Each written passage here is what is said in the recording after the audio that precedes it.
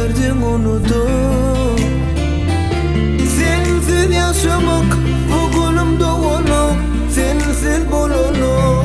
Gel girdişe anılcatmana yar, men dilim maranok, bu yürek edenok. Ayrılmana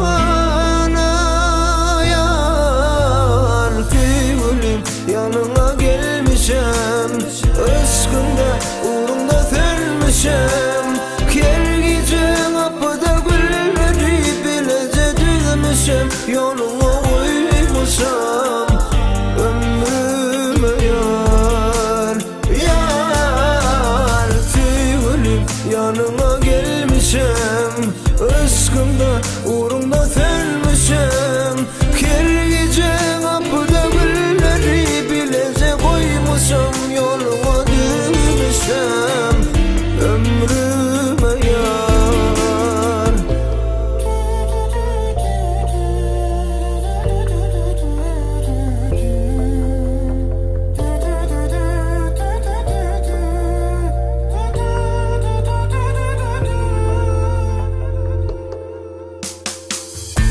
Güllerime bakıp ellerden tutup bu yüreğime kit uçmana kanın elini uzat, bu kaybı unutup sensiz yaşamak bugünüm doğanak, sensiz bolanok.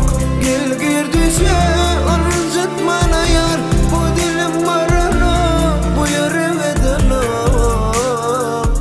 Ayrılmana yar sevgilim, yanına gelmişem, aşkımda uğrunda sönmüşem.